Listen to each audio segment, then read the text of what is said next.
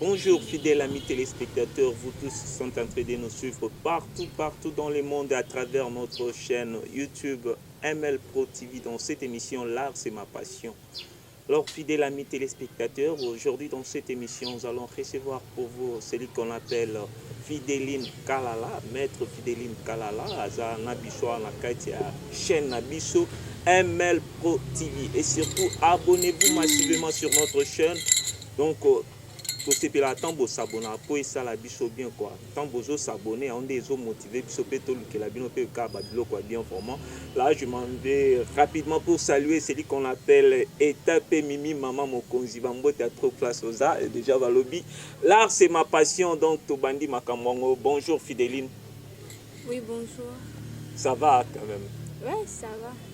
Ouais, Fideline, en tout cas, tout ça vraiment ravi à Koyambayo na plateau na biso ya ML Pro TV, donc on a émission na biso.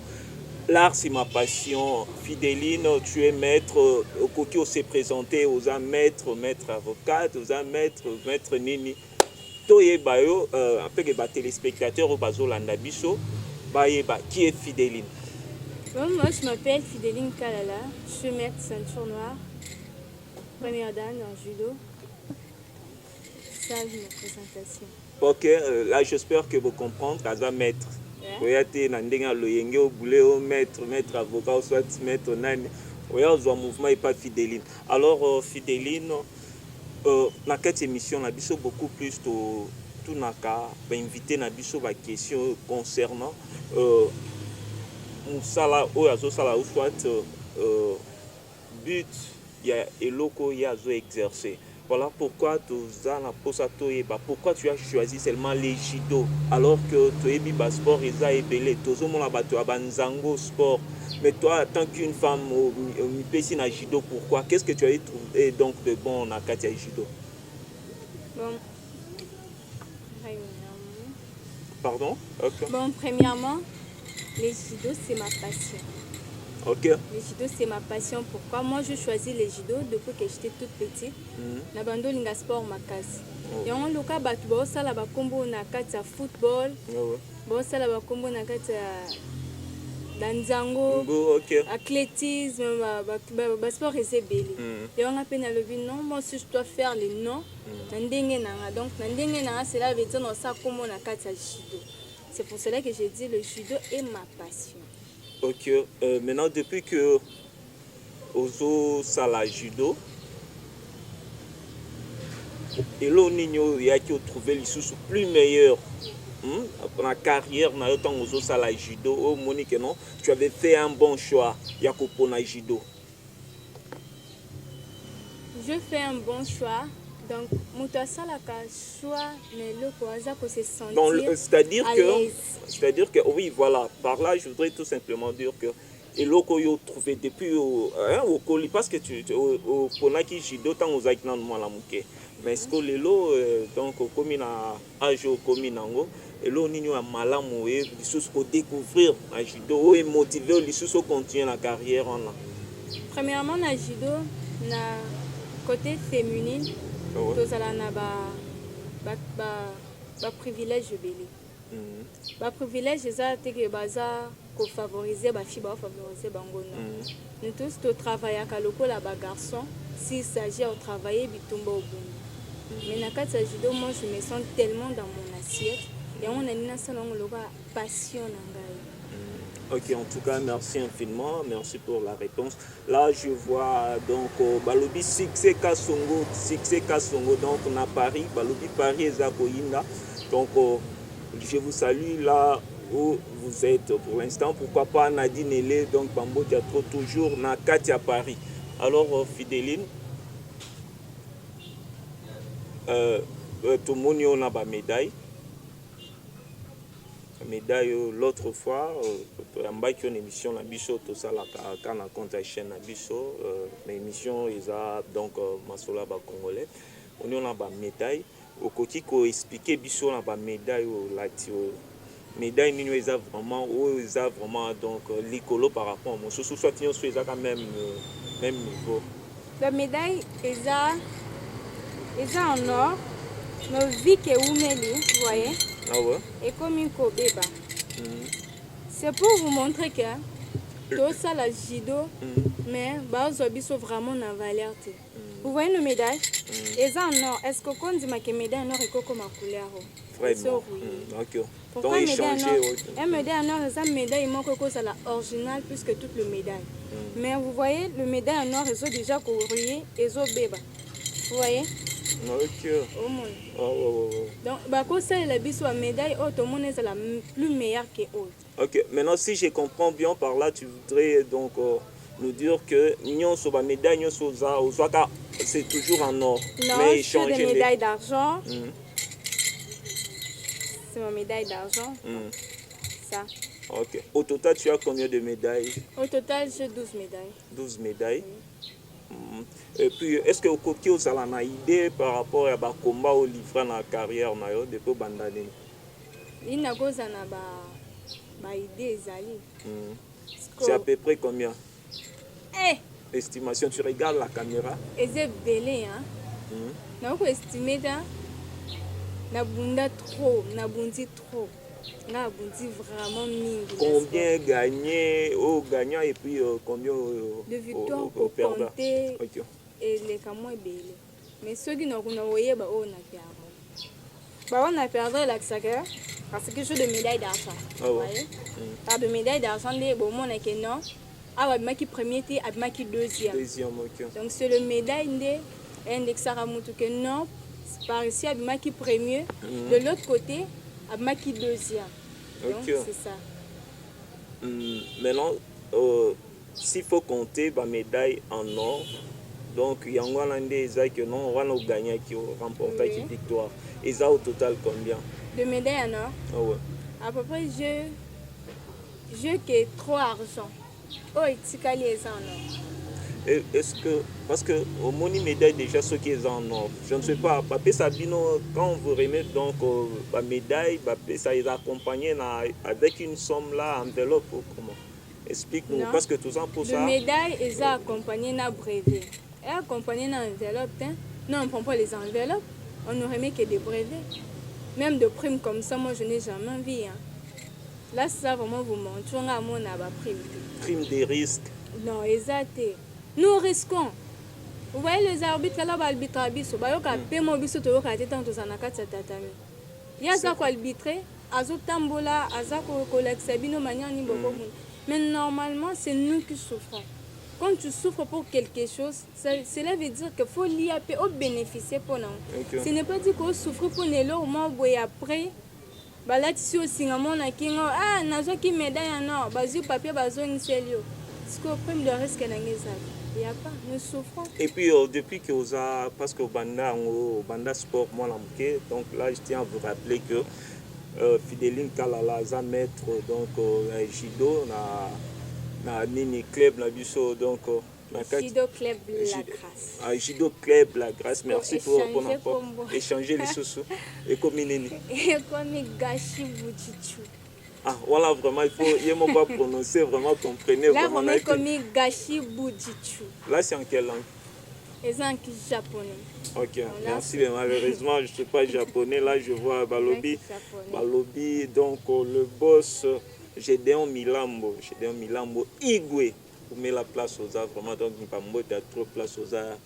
Pour ça, non, donc, travailleur, il y a ML Pro TV Bazala. Balobi, les qui vous salue, vraiment, boss Nanga, donc.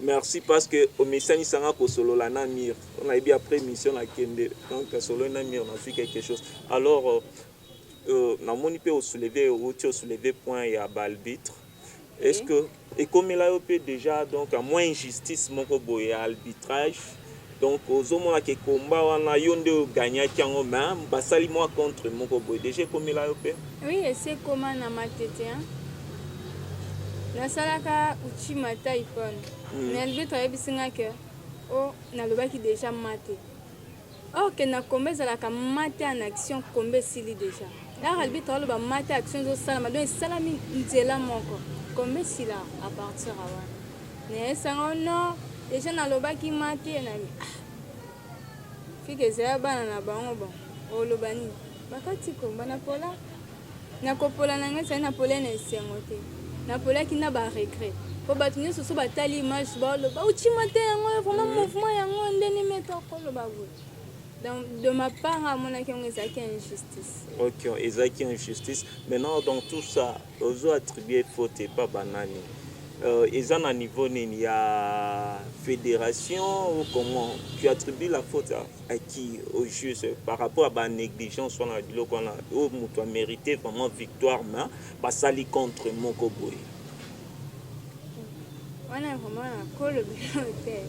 Non, il faut le bar parce que oza ba injustice c'est ça la maka trop na ba niveau ya fédération.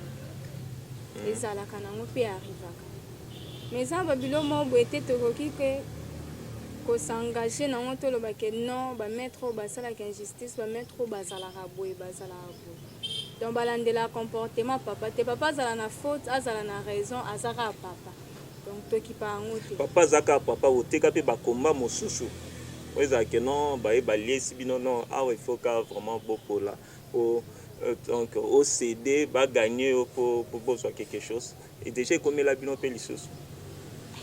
Nga so komeni nga na obeta ngaluba na yo kuso vraiment soni po basi mababandela action na to nge komela nga na nte po bayebike na oboya na esprit na ngandi na sala na oboya maintenant nga défaite te ngalinga na pola na makasi na nga mo pe no tali te a fidèle vraiment pour la qui na ndenga solo ke balié sanga jamais. Et vraiment, dans tout ça, on comprend que aux en a souci, il y a qu'à valoriser les arts. Donc, Moussalo Yozo Sala. Si que les lois oponi on dima jido, le quoi passion na yo. Et l'eau connaît vraiment où il dérange à Kayo chaque fois. À chaque fois sur la mouki au tali au bi mais aux sala judo mais aux en a pour ça. Donc comme à niveau moko boye mais aux hommes na ngote qu'est-ce eloni est dérange à Kayo mon na que non jusqu'alors changement ils en ont par rapport à vision na yo o isala que non on dit mais la judo par rapport à la vision na ande na visana zala mutu mota ko sala sport le bakeno na sala sport na suka na simanda munyo sala na posa so sali sport un jour hasard reconnu que non c'est tel athlète tel au sali pe kombo mais pas si na biso ha esa ba kipara biso te bakipa biso tenga za posa na bima libanda na posa na tambola na pe c'est exemple ndeti a te dire énergie je doka loko ngai mais te dit alia bien qu'est-ce qui fait que te dit alia bien c'est juste que na pays oyazali ba mettre wana ba landela ka ndenge sengeli en plus aza bien organisé que biso vous voyez na Congo ezan eloko ba bengi négligence eloko ebo mabiso ba congolais ngwana muto souffrir sport eza nzoto travailler nde na nzoto osala te na munoko nde toloba boye non sport ntango ozotravailler ozoperdre énergie au fur et à mesure ozokima énergie nde ezolonga mais quand tu vas finir tout ça elo ba remettre autant mosusu eza opéra 100 francs ce jour wana badepense makasi seke basombela bino basuisse tane à 500 vous voyez un peu vraiment tozala pe un jour na posa un jour tokoma pe na baniveau wana. Donc, en Congo, il n'y a que de négligence sur négligence. Ok, en Congo, il n'y a que de négligence sur négligence. Là, j'en profite pour saluer Christivi Milolo. Christivi Milolo na Paris, Bambo Théâtre Place aux Arbres, Balobi Christivi Milolo Nde Makambo. Donc, je vous salue vraiment. Donc, patron soit à Paris, na Pesivino Bambo Théâtre, pourquoi pas Jacques Hippoba. Donc, à Londres, Laetitia Kadima Bambo Théâtre, joyeux anniversaire à toi, Nathalie, Miss Kadima. Donc, Nathalie Nat, toujours à Londres. Alors,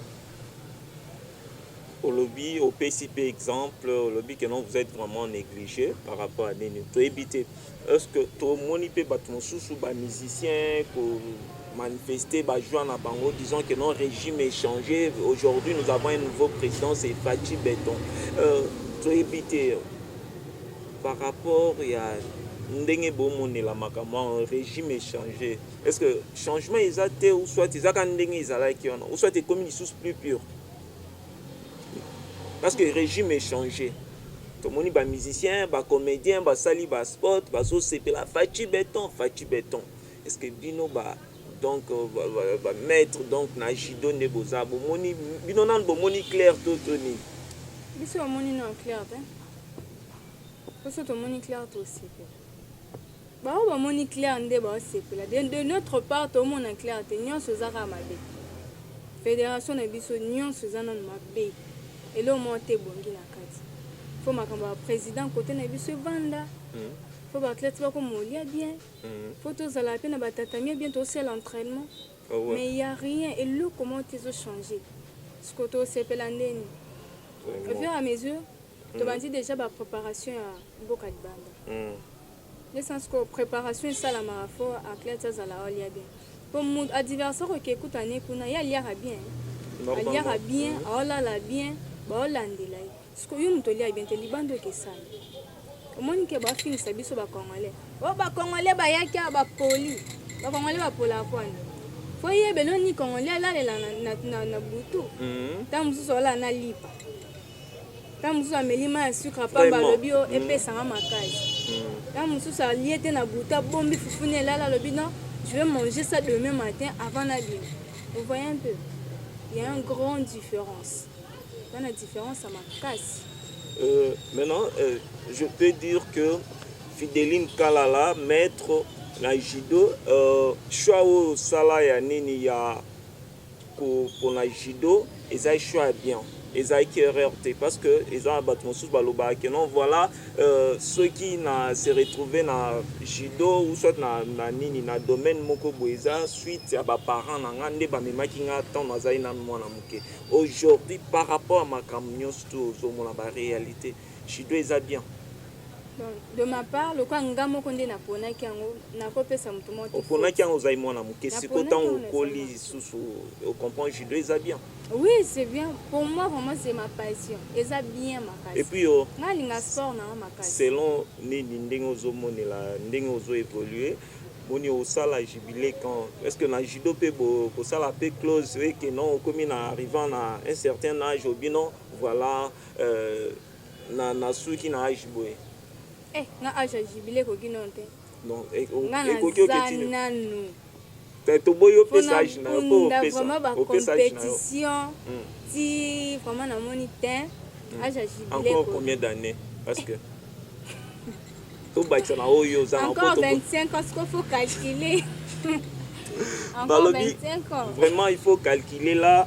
Je salue celui qui est derrière la caméra balobi Zaza Tshisekedi Zaza béton vraiment donc moi non mam mais on a beauté césarienne na boyo tanga pombo pour la zo banga prison. J'espère que ma camarade vraiment donc et ça là vraiment plaisir à trop moni hein obi ezako inda kuna to lobela nan makamoto zo solo la wa alors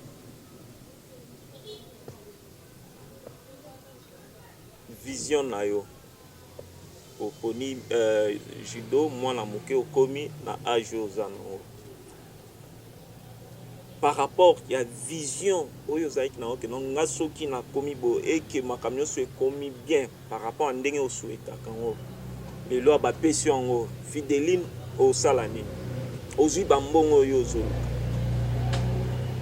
premièrement na otonga na école pour place ça na betela mo c'était ma case on a besoin vraiment de ça l'école na tongi vraiment école mo ya munini et ça la fait comme voyez na bamboka libanda ya des écoles basa na école na ba kombo na wana ba kombo mo ya kishino na okotanga genre Athénée dans un stade de martyr donc à école les wana eza ba école te wana eza ba stade donc à école na Congo ezala te.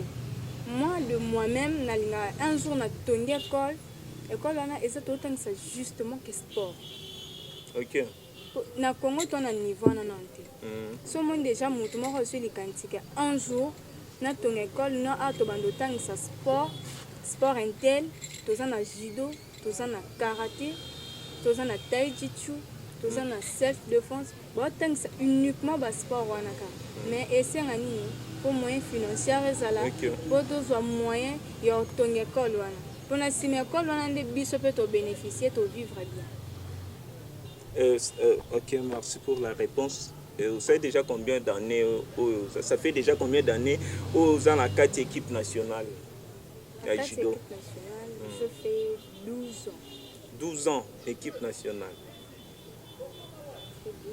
Vous en salaire? Non, il n'y a pas de salaire. Salaire est adapté. Est-ce que l'on est motivé à Kaka? Donc tu n'es pas payé, mais l'on est motivé au cas où il n'a pas. Explique-nous un peu. Là, j'en profite de l'occasion pour saluer donc Balobi, mon cordon Sam Bangaba, donc vraiment donc Nakatia Mamicel télévision, donc Balobi Mokonzi. Vous mettez la place aux arts, bien vraiment. Explique-nous un peu. Il y a 12 ans dans 4 équipes nationales. Okina Lukanin, si tu n'es pas payé.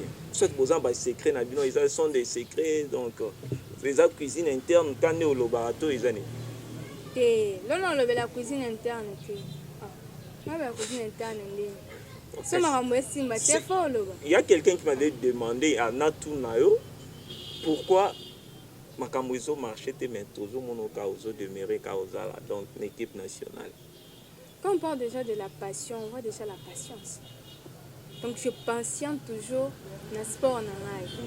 Je suis patientée, un jour, un jour, je suis. Ok, un jour au Colia, ok, là, j'espère que tu es clair.